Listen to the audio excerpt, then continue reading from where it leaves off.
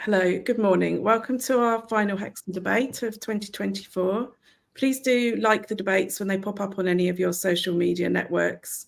Anyone can join the debates or see the recordings just by going to Hexham TV Facebook page or their YouTube channel. When you want to ask a question, if you can just put that in the comments, which you'll probably find up at the top right of your screen. And Rosemary today is also keen to hear your ideas on what we can do in response to her talk.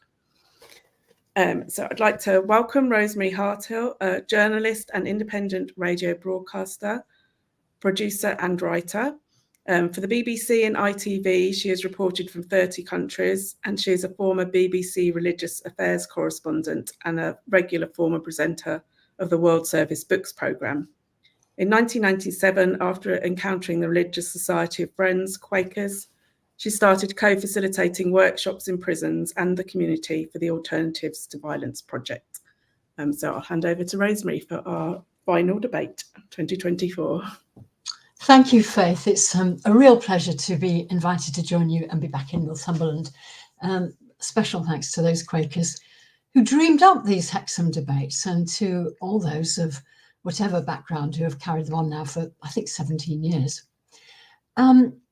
I'd like to dedicate this talk partly to a journalist and Northumbrian Quaker, Judy Kirby, who died this month. She was born in 1940, and as a child, her home was bombed in the East End. So this talk is dedicated to all the children, wherever in the world, past, present, and future, who know or will know what it's like to have one's childhood home devastated by war. So in the next half hour, I'll be asking and exploring how best to hear the voices and experience of children and adults most affected by war and injustice, how to build wider understanding about historical obstacles and systems of oppression that have so often been ignored or taken for granted. If non-violence tries to bring about things that are mostly a washout, what's worse? How does all this relate to the climate crisis and to climate justice? And what can we do? Well, this talk is partly to remind myself and maybe others that to find a way to peace is the way. The trouble is that in present times, I sometimes want to rage. So in the second half, as radical change is so needed in our nation and world, I'm keen to hear your thoughts about getting aggressive about peace and what we can do. But let me start on a calm spring afternoon in a garden, Harmony Garden, the grounds of a beautiful Regency house in Melrose in the Scottish borders. It's absolutely blissful in spring with its celebrated bulb lawn of sweet-smelling narcissi, violets and crocuses. I was there not so very long ago, but halfway through the visit, I noticed the entrance sign briefly mentioning that the original owner, Robert Waugh, had made, I quote, his fortune from a lime and pimento plantation in Jamaica. Yes, it is as you think. This is one of the 93 historic places in the care of the National Trust that have links with global slave trades, goods and products of enslaved labour, abolition and protest, and the East India Company and the British Raj. Robert Waugh, who built the house in 1807, owned estates and at least 150 slaves. And the name Harmony Hall comes from this plantation. Apparently, slave plantations in Jamaica often had benign, if one might think bizarrely ironical names. Pleasant Prospect and Paradise are two listed in the same parish as Waugh's estates. It ruined my afternoon, but Robert Waugh and all of us, I guess, who on other days have delighted in the garden for over 200 years, he did pretty well out of violence. About the same time, I was reading about Haiti, a country I'd always written off as a failed, corrupt state. I discovered to my surprise that it had led the only known successful slave revolt in history. The book, published in 1938, is called The Black Jacobins, and it was written by C.R. James from Trinidad, who was The Guardian's former cricket correspondent. He said, "I made up my mind that I would write a book in which Africans or people of African descent, instead of constantly being the object of other people's exploitation and ferocity, would themselves be taking action on a grand scale and shaping other people to their own needs." Well, between 1791 and 94, the success of the French Revolution helped inspire slaves in this wealth-producing French colony to revolt. But the French didn't think that liberty, equality, and fraternity applied to colonies. Although Haitian society was deeply fragmented by skin color, class, and gender, the Haitians succeeded, amazingly defeating one of Napoleon's armies and later founding in 1804 an independent country governed by former slaves. And in 1825, the French eventually agreed to recognize that political independence and to end the newly formed state's political and economic isolation. Sounds good. But this has been called the greatest heist in history. This is because, surrounded by French gunboats, Haiti was forced to pay its slaveholders reparations. Yes, it was the former slaves of Haiti, not the French slaveholders, who were forced to pay no less than 150 million gold francs in reparations to French ex-slaveholders. This, of course, bankrupted the Haitian treasury and left the country's government deeply impoverished, causing long-term instability. Haiti had to take out a loan from French banks, who provided the funds for the large first installment, severely affecting Haiti's ability to prosper. Though the amount of the reparations was reduced to 90 million francs in 1838, Haiti was unable to finish paying off its debt until, guess when? 1947. For the big victors in both those stories, violence doesn't seem to have been too much of a flop. And it's only relatively recently that stories like those are becoming better heard in the countries of the victors. Now, when I received the invitations to speak today from Faith, she mentioned an old article I'd written for The Guardian way back at the end of 2002. As she mentioned, I'd previously for some years been the BBC's religious affairs correspondent, but by then was making independent programmes, mostly for BBC World Service. It was just after Christmas, about 3 months before the Iraq invasion by the US, UK, and other allies. And the article was titled the same as this talk today, Getting Aggressive About Peace. After several years covering religion here and around the globe, I had heard an awful lot about religion and reported on some of the best and the worst, the noisiest and the quietest. And by then it was a relief to sit quietly, mostly in silence, in a gathered Quaker meeting. Quakers believe that the Holy Spirit is alive and active in the world, and that if we sit together quietly, we may hear that spirit, however imperfectly, and it may lead us. Before I became a member, I used to think pacifism seemed attractive, but not if it meant relying on other people to do the dirty work of dealing with the bullies. It felt passive. But then I read the famous peace testimony sent in 1660 by early Quakers to the restored monarch Charles II. It was written out of their direct experience of England's devastating civil war. And in that war, perhaps some 200,000 people lost their lives, maybe about the same proportion of the population as died against Germany and its allies in the First World War. Those early friends were speaking to the king from first-hand experience of devastation. And the letter is active in tone. I quote, "All bloody principles and practice we do utterly deny, with all outward wars and strife and fightings with outward weapons, for any end or under any pretense whatsoever. Our principle is, and our practices have always been, to seek peace, to ensure it, and to follow after righteousness and the knowledge of God." The Quakers were also the recipients of religious violence. It's been estimated that 15,000 British Friends were persecuted for their faith in the period from the beginnings of the society in 1652 to the beginning of freedom of worship in 1687-9. So that's about 1 in 3 of all Quakers of that time. Perhaps up to 250 died. And so it's not a coincidence then that Friends ever since have been so concerned about prisons. What I came to realise was that the non-violence of the early Friends was the opposite of passivity. For a start, it demanded respect for the worth of others and an active search for justice. Nor was it submissive. It was not about letting someone take advantage of you. Your rights were worthy of respect and you were entitled to assert them.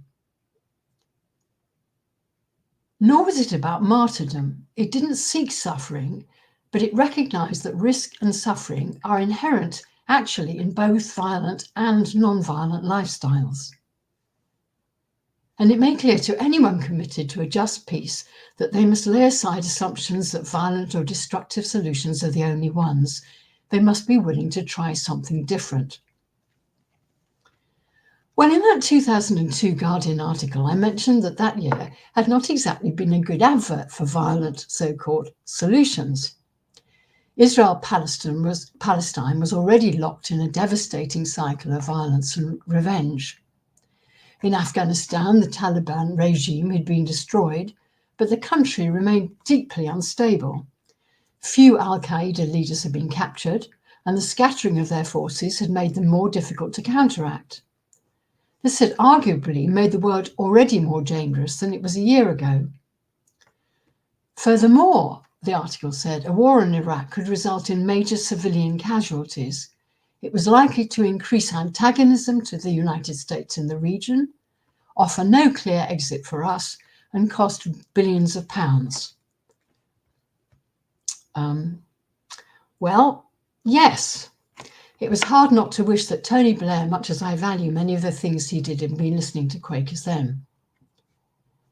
But what were the Quakers advocating? Well, they were advocating several key policies. For instance, an end to all sanctions against Iraq, so that ordinary people and the children in their homes would have enough to eat and carry on with their lives to some degree. An international treaty to control and reduce arms sales. The collection of guns.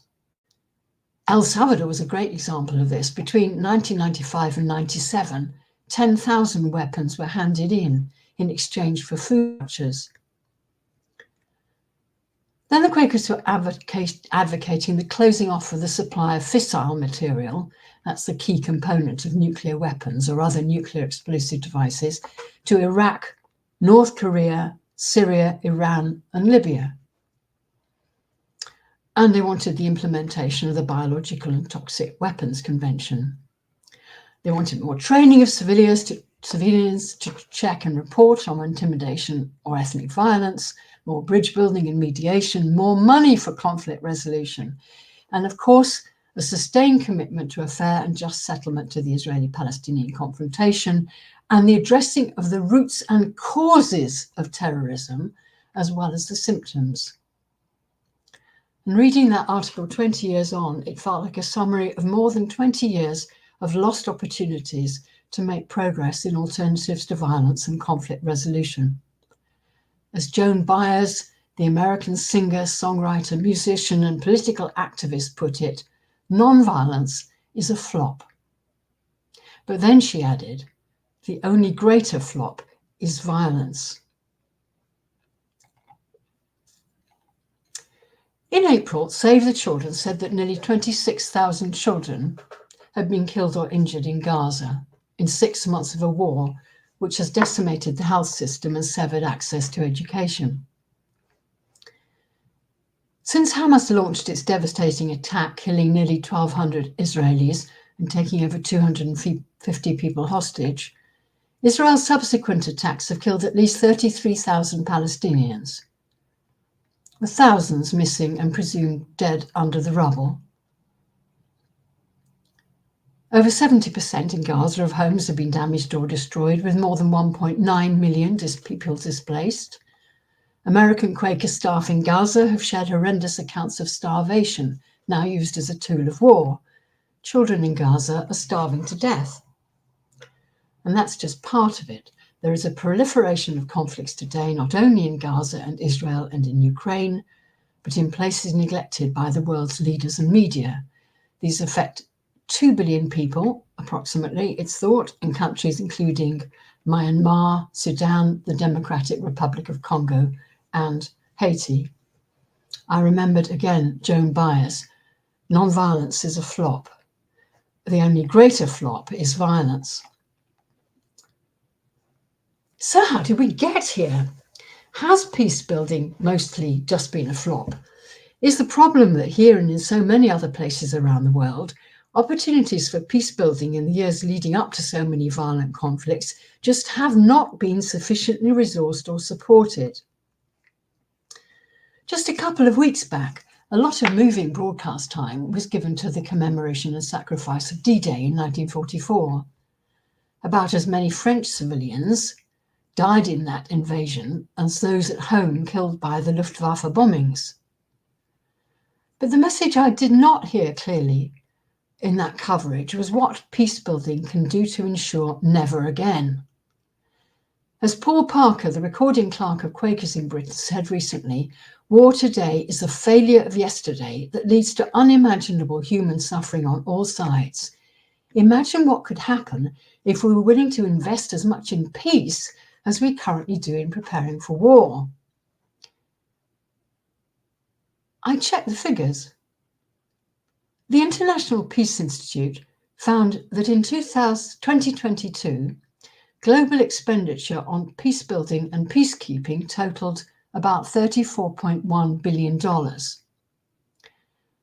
That sounds a lot, but they say that it equals only 0.4% of military spending.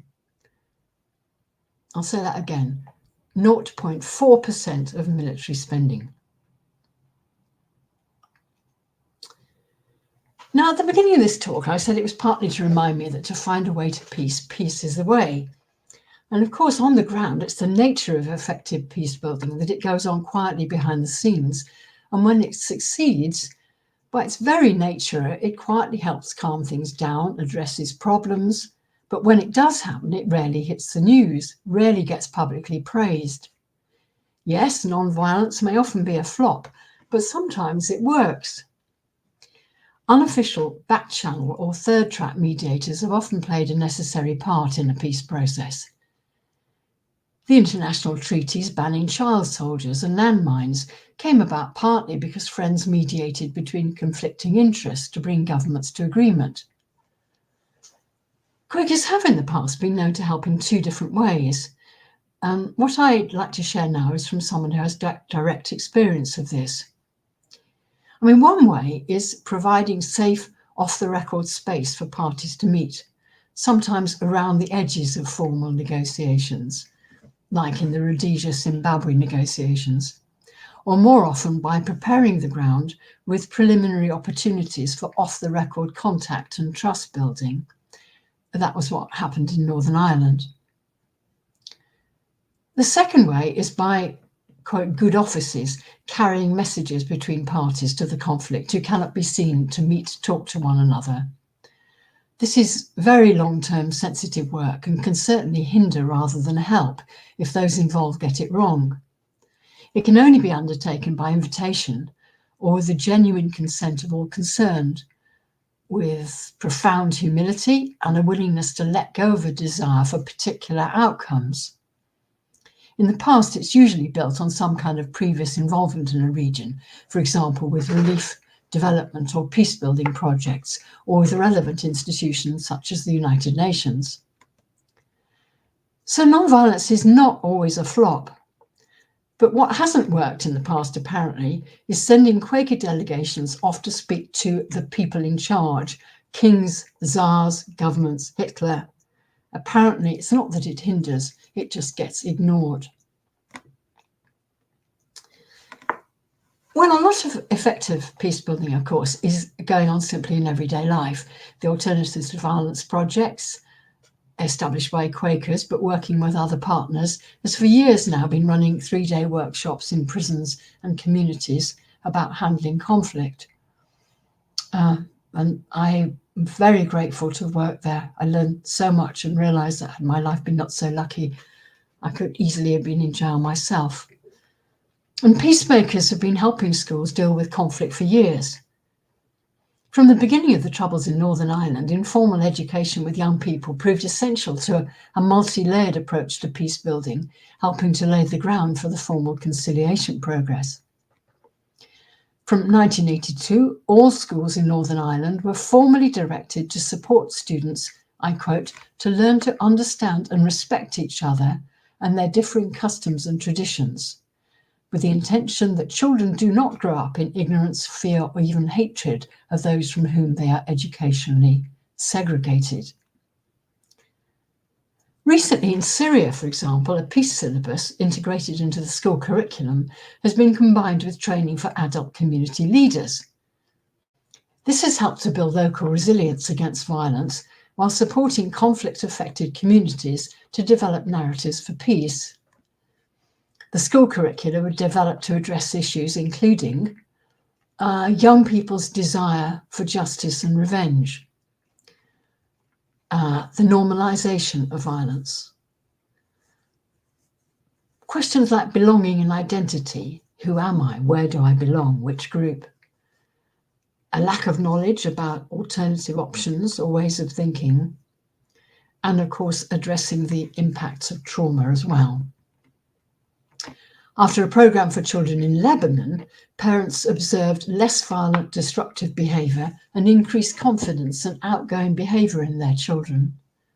Facilitators have observed that children are able to overcome problems with more confidence, to cooperate and interact with other children better, and have more positive outlooks. And since the many challenges of violence persist in every part of the world, peace education has been recognised as a right of all children, not only those affected by war.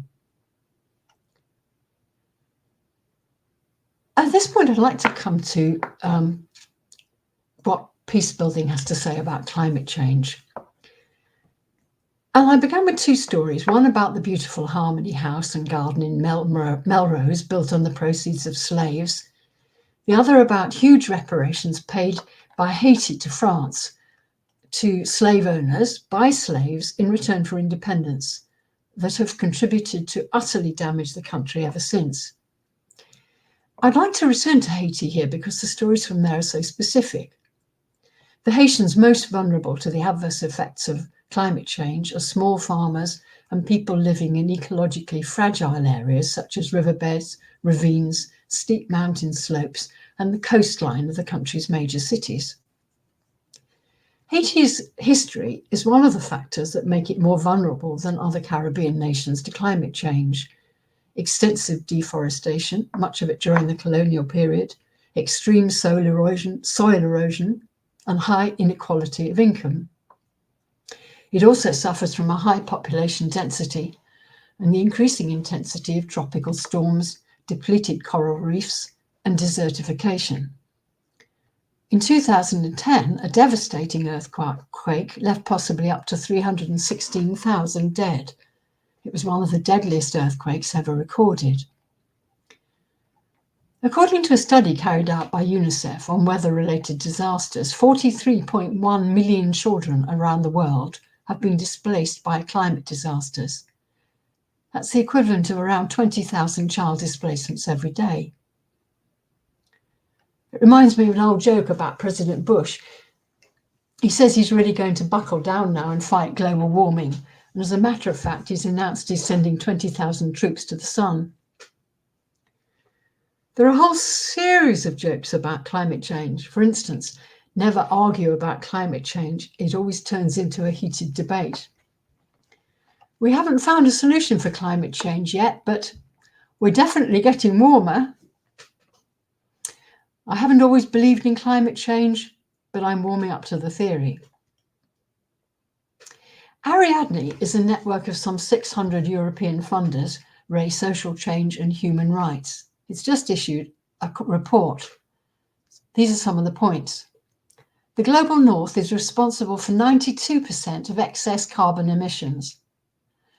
In addition, research has shown that 70% of the world's greenhouse gas emissions since 1988 can be attributed to just 100 companies. 70% of the world's greenhouse gas emissions since 1988 can be attributed to just 100 companies. Second key point in the research, those that incur the harshest consequence of climate change live in communities that are the least resourced and most historically excluded, whether they are in the global north or the global south. So those most impacted are young people and the more likely to be poor, women, people with disabilities, people of colour, Indigenous peoples, and other already marginalised communities. Moreover, they have the fewest resources available to them to adapt to the climate crisis. Climate justice acknowledges that those who are most impacted by the climate crisis are best positioned to articulate how climate change is affecting their communities and to provide the leadership and knowledge to generate and implement the solutions needed to address the crisis. Centering frontline communities means not only following their lead on climate solutions, but also ensuring they are at the table and have decision-making power for the issues affecting their communities. Yet even a report about the charity world last year by the Civic Power Fund, part funded by Paul Hamlin and the Joseph Rowntree Foundation, among others, showed that in 21 to 22, the last couple of years, only 5.7% of the giving of researched UK foundations went towards work to tackle injustice, and only 0.3% went towards building people power through organising. Should not their voices and the voices of young people be heard? I'm reminded of another joke. Two planets meet. The first one asks, "How are you?" "Not so well," the second answered. "I've got the Homo sapiens." "Don't worry," the other replied. "I had the same. That won't last long." Well, all this had great support earlier this month from the Elders, an independent group of global leaders funded by Nelson Mandela in 2007. The theme of their meeting was long-term leadership and climate justice. They met in Brazil, which earlier this year became yet another affected by severe floods. Nearly 600,000 have lost their homes, some 2 million people affected. But Brazil has a critical leadership role to play in our dangerously divided world. As the current president of the G20 and the host of next year's COP30 climate conference, it's uniquely positioned to push for greater action and ambition on the climate and nature crisis. It can also play a significant role in reforming the multilateral system to make it more effective and representative. The common thread throughout all the Elders' discussions was the failure of today's leaders to act with sufficient urgency and resolve in the face of multiple interlocking crises. Mary Robinson, formerly President of Ireland, and later the United Nations Secretary-General's Special Envoy on Climate Change, is now the chair of the Elders. And she said, "We have just 6 years to change direction. The next 6 years, she reckoned, are the most important ever in our planet. $1.8 trillion, she said, is being spent on what harms us, subsidies on fossil fuels, bad land management, and the big emitters are the major problem. So what can we do? In just over a fortnight's time, we have an election. How can we demand that our leaders here and around the world focus on long-term leadership and climate justice? We're tired of people shouting at each other across two sides of a space in Parliament big enough to take 2 sword lengths. We want a new and a different way of thinking about things. We want them to work collaboratively. We want truthfulness and integrity. We want equality and sustainability. We want long-term leadership and climate justice. Specifically, Mary Robinson suggested the following. We need to see thorough subsidy reform from governments and businesses with social and environmental considerations at the heart to ensure a just and fair transition for all. We need stories and positive messages to bring along communities and workers and neighbours and family so that everyone understands things and gets into crisis mode. And to do that, she reminded us that a fossil-free world will be healthier, fairer. At present, more than 1 billion people never switch on electricity. They don't have it. New green technologies can do so much. They can provide clean, abundant energy. Even rural communities can be connected for the very first time. They could mean we are not at the whim of fossil fuel markets or have millions of people put into fuel poverty when dictators invade neighbouring countries. It's about breathing clean air, also about having the chance to rethink how to do things. We could listen to indigenous wisdom guiding us how to deal with damage to nature and the climate that we have caused. And we could too put far more resources into peace building. So many activists, young people, human rights defenders and active advocates are determinedly and impressively trying to make a difference.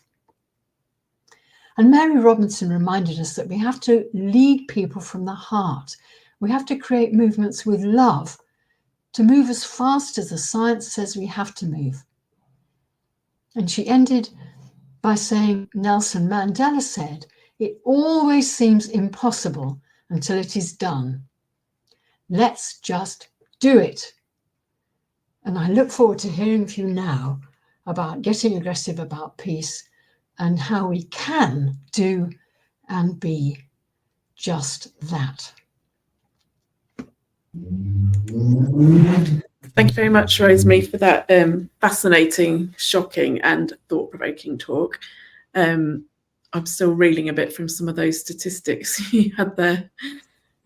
Just waiting. So if anyone can put comments, suggestions for how we can improve things or questions directly for Rosemary in the comment box, which you should be able to click on comments at the top right of your screen. And while I'm just waiting for that, I just wanted to query one thing about your talk, Rosemary, just about those big emitters and the few companies that are responsible for such a large amount. Just those companies, though, are presumably producing goods or energy that we're using. So it's not entirely their fault. I mean, I'm not trying to let anyone off, and I'm not saying they're doing it in the most, efficient or green way. But I sometimes think that sometimes we forget we're buying the stuff that these companies are producing. I just wondered if you had a comment on that. Yeah, indeed we are. And that's why the whole question of the transition is so absolutely crucial. Because, it would be ridiculous, we can't just stop it now. We have to move as fast as we can to make the changes that are required.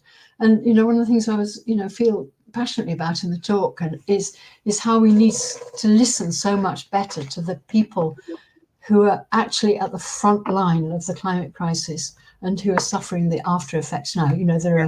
There are islands in the South Sea Islands, and the highest point is something at the moment like 12 feet above sea level. Well, they're already having to buy land because all the people are very likely are going to have to be moving in the near future because of the seas rising.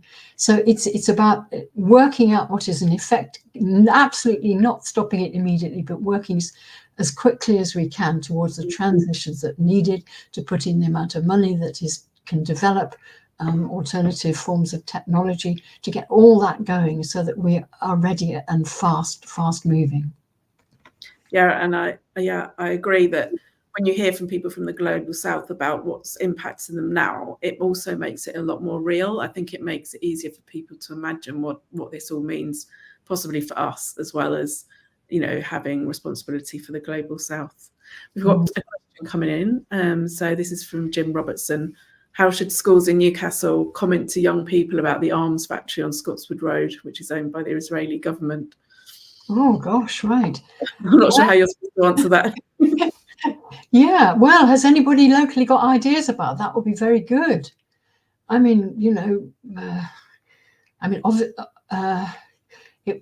letters to the Israeli government, to whoever is running this, the arms factory. I mean, in some places, children have.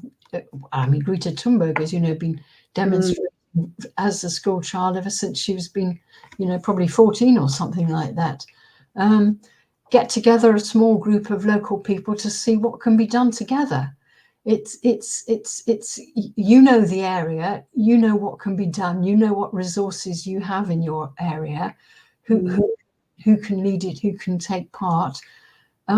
See what can be done. Jim's got a follow-up question. What if the parents work there? I know there are regular protests outside there, so I imagine people can join them if they feel inclined. Yes. That has to be taken into account and handled delicately, of course, yeah. I think that's one of the issues, though, isn't it, with arms manufacturer and other job, that people just focus on the jobs that are being lost and not about the new jobs that could be created. And I was really taken when you said about a fossil-free world could be healthier and fairer. And that's what I've always felt, is that when people are complaining about having their cars taken away, it's like, how awful would it be if we had less car accidents and healthier air for our children? Even if you don't fully get on board with all the science, I don't see what the disadvantage is of changing the way we work. Yeah, I was talking to someone yesterday about their car, and they were talking about how, even with electric cars, there's a limited mileage that you can go, and then if you, it's all very well to think that you can stop for a coffee or a quick bite to eat in a service station on the way down the motorway while your car is being charged up. But then what happens if you get there and there's a queue of people and you can't get to the charger? And this is the kind of long-term planning which our governments just haven't been doing. And yet in a Scandinavian country, it's a far higher proportion of cars are being sold. Electric cars have been sold. I forget what the figure is, but I was amazed when I read it. And of course, they've been, over the years, been developing the infrastructures to support it. Yeah. We're way behind this compared with some of the Scandinavian countries.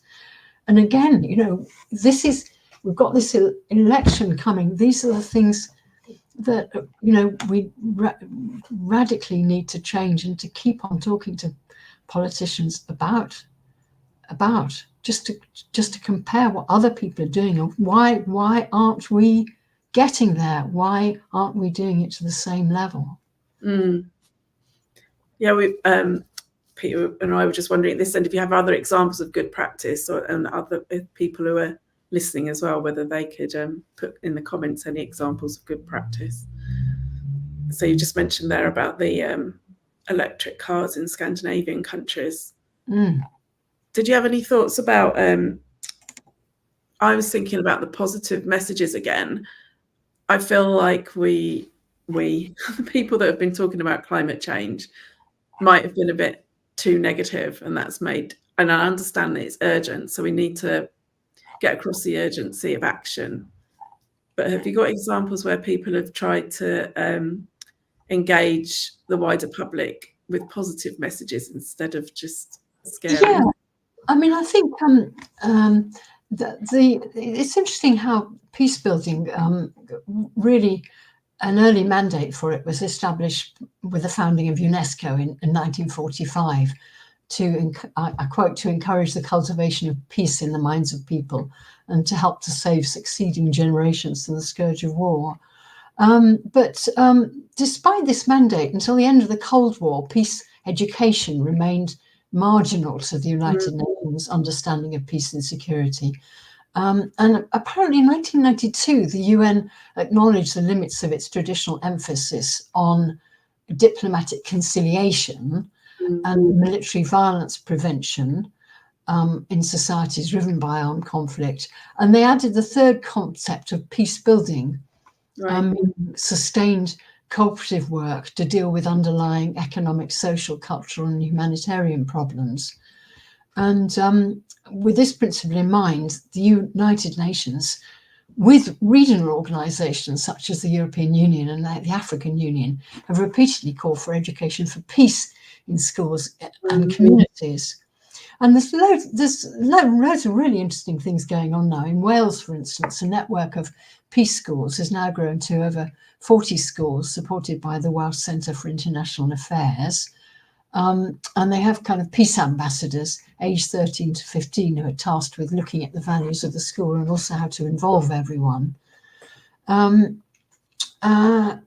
mean, the whole question about peer mediation in schools, apparently it only really works where the whole school is committed to restorative and relational ways of working.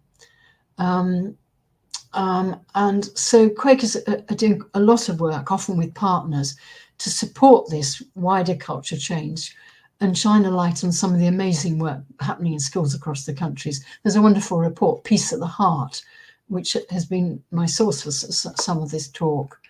And they're discovering that where schemes flourish, they're often in areas where a cluster of schools have schemes. So that they support each other. They're often supported by Quaker or Quaker-initiated projects, such as there's one called Peacemakers in Birmingham and another one called Crest in Sheffield. And the work aims to link schools to work in clusters of schools and offer ongoing support to staff. Last academic year, apparently, there were at least 141 primary schools and 14 secondary schools across England, Scotland and Wales with some kind of peer mediation schemes in place. And there's peace education, teacher training, and I think an introduction to peace education course will be free and available on the Open University's learning platform. I think it's in September of this year that gets going. That sounds very positive way forward. And we've got a question coming up from Elizabeth Anderson. Oh, great. Yeah. So that's a good advert and a good idea for other areas to take on. So I'll just read it out in case people for some reason can't read it. Friends of the Earth, Annika, are running an environment hustings with all local candidates on next Wednesday, the 19th of June. And Elizabeth suggests we look out for local hustings so we can put our own views forward and ask candidates what they're doing about bringing solutions to climate-related events. And Liz and Alistair Anderson have been running a fantastic organisation called It's a Wonderful World, which have been running festivals in Alnwick and weekend festivals where they're getting. It's an arts-linked festival, so they have artists who come and play and talk and do music and do all sorts of things, as well as having political talks and members of water companies along to listen to. And they've got one coming up later on this year. Liz, if you could let us know the dates. I haven't got them here, but that's going to be a fantastic thing. That's a good idea, using arts and culture to get the message across in a more, maybe perhaps a way that's more easier for people to get hold of and not feel quite so scary. Yeah. I was just thinking, you said that what was it, 0.04% of military spending, the equivalent spent on peace building, and that just seems so mad. It seems like really straightforward solution to do more on peace building and that peace education. And then I suddenly thought maybe the decision makers are making money out of making weapons. That's why it doesn't get prioritized. I don't know if that's too cynical. Well, yes, the peacemaker, the arms manufacturers have been having a great year. Yeah, exactly. It brings back the same with the lobbying with oil companies and others in the past, isn't it? Changing decisions.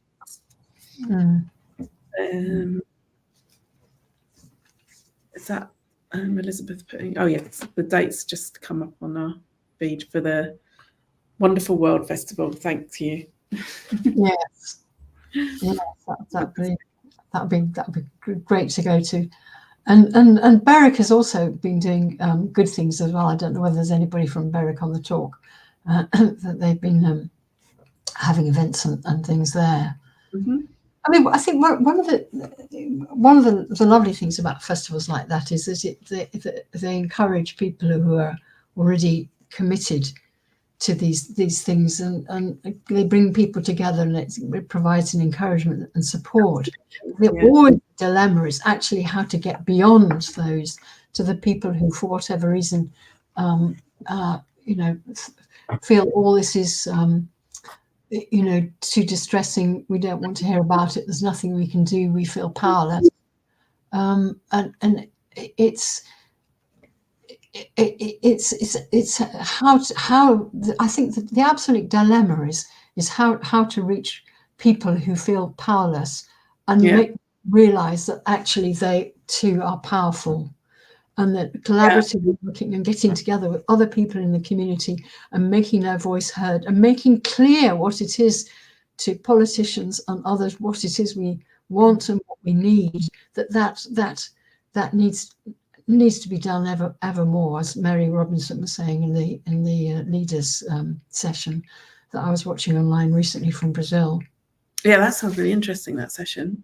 We've got a question just coming up from Ruth Lambert about how to alert voters to lies about where money goes. I guess that's in response to me mentioning the funding of weapons. Shareholders not reinvested in water quality. Yeah, our GDP isn't, GDP increases if we make more weapons. Yeah, I mean, keep on writing to your local paper, see if you can get articles in the local paper. I know some of you will have done that, and many of people listening here will be doing all sorts of things already. And it's sometimes, if you have the opportunity to see the water companies, or when they speak, they often will only speak for a certain amount of time. It's really, and they have, and if they feel that they're going to be subjected to kind of serious questioning about the pollution that's going into other rivers, the way they've been giving these huge amounts of money to shareholders, and now they talk about us on our tax paying for the things that they should have been doing over all these years. When they sometimes feel that they're going to be asked questions, they don't necessarily want to appear at events. Well, I think in those situations, we have to have people actually giving the facts about what's going on and say that we were very sorry that they didn't feel able to come and respond to these points. Yes. You can say they've been invited and then, give the facts. The situation, definitely. Jim's come back with a question about do Quakers engage in activity with industrial developers about their adverse impact on peace and environment? I know individual Quakers do, but yes, I mean there's loads of work out of Friend's House which tries to work with other church groups as much as possible, because that obviously has hopefully some kind of bigger impact when they can work together with other church groups. Actually, I don't know so much about what they're doing with industrial developers, but again, I think that's something that local people can have tremendous influence on, because they know the area, they know what they want, they know what they don't want, and that voice can be very powerful. Though the amount of effort involved in all this, I mean, one of the frustrations is that so often a friend of mine was campaigning against HS2, and the amount of billions that went into that, well, I don't know, an awful lot of money. And of course they had paid consultants, and people like her were working completely unpaid in her free time. Yeah. Actually, the area that the battle has been won on that as far as she's concerned, but the huge effort involved. and you're working about corporate interests with such a great deal of money. Yeah, exactly. The other side of much better resourced, aren't they? Jim's made a comment about, which is worth thinking about. So in the Northeast, we've got our new combined authority that now covers the whole of the Northeast. And I'm not sure they're talking about Quaker engagement, but that's obviously another opportunity to maybe be more influential.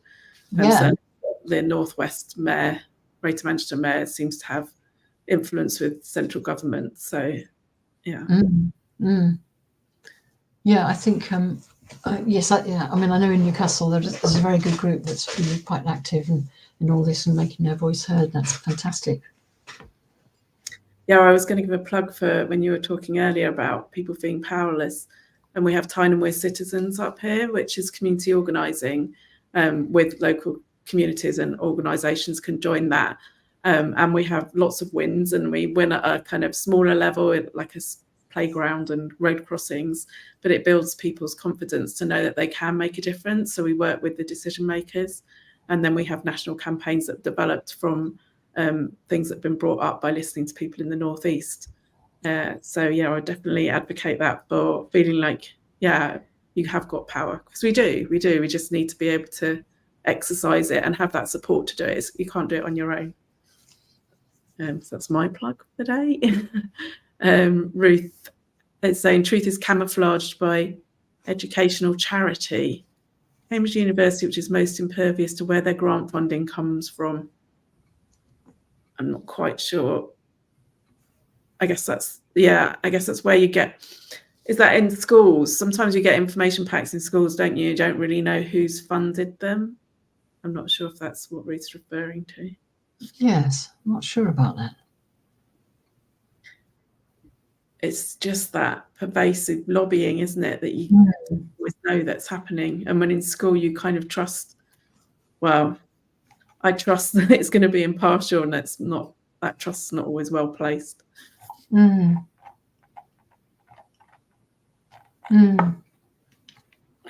are we doing for time?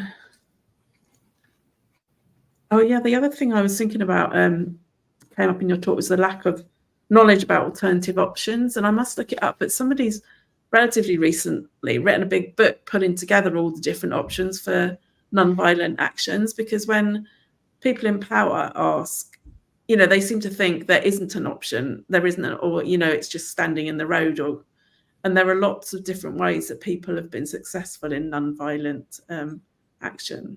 And so if we could educate people about that, then they would maybe see those alternatives. Like civil disobedience, and people like withdrawing labour from various things. I was thinking about, actually, one of the examples that came through of that was in the Second World War, I can't remember the exact details, but it was a country that had been occupied and became very rubbish at producing ships, which they've been quite good at before. And I just thought that was an interesting way of, taking action. We just got another, I think Ruth's just explained. Oh, I see. Yeah, universities are got a charitable status. So I guess that's... Oh, right, yeah.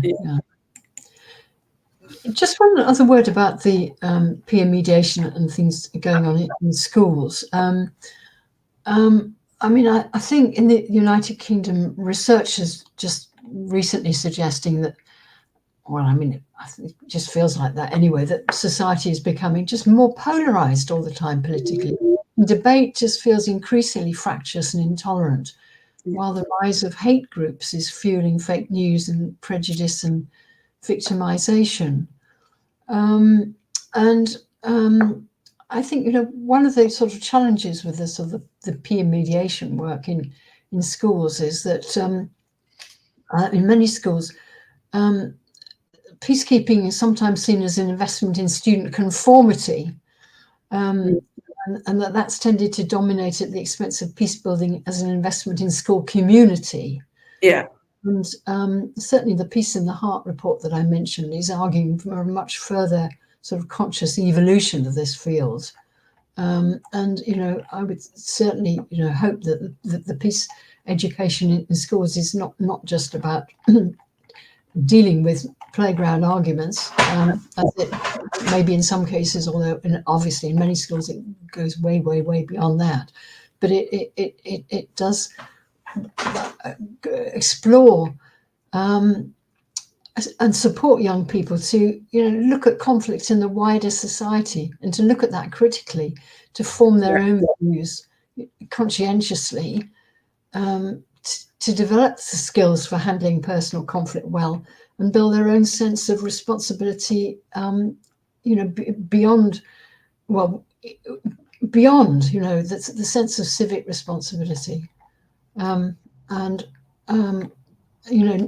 not just focus on school discipline, but a much wider view and understanding of peace building beyond. Yeah, putting that in context, isn't it? So they have their conflicts in school, and then you could discuss that in the wider context. And I think it does give you, if you have confidence to manage personal relationship conflicts, then it does give you confidence in the wider sphere when you're in work, or even if those children get into government or other decision making, they might have better skills in conflict management. So I'm just quickly checking we haven't got any more last comments before we wind up for today. So thank you so much, Rosemary. That was fascinating, and the discussion has been great too. So thank you for those people that have put in their comments and questions. So this is the last of our 2024 debates, and we had our last panel discussion as well. So please join us again in 2025 for our 18th series of Hexham debates, which we'll start planning imminently. And in the meantime, if you have got any suggestions for speakers, you could leave a comment on either the Hexham debates or Hexham TV Facebook pages, and we can look into those. The in-person panel debates were very well attended again this year, so those will also be continuing into 2025. And if you want to make a donation towards our IT and our room costs, probably the easiest way is also, again, to put a comment in one of the Facebook pages, and we can contact you about that. Is there anything else? I'm just checking with Peter. Yes, of course. And so we don't have a huge number of people who watch this live, but we have much more people who view it. So please do make sure you're sharing this when it comes up in your social media, or let people know that they can always view the recordings on Hexham TV or Hexham Debates Facebook, and Hexham TV just straight on YouTube. So thank you very much, Rosemary, and thank you for everyone that's been present throughout the series, and look forward to seeing you again next year. Thank you, Faith, so much, and thanks everybody.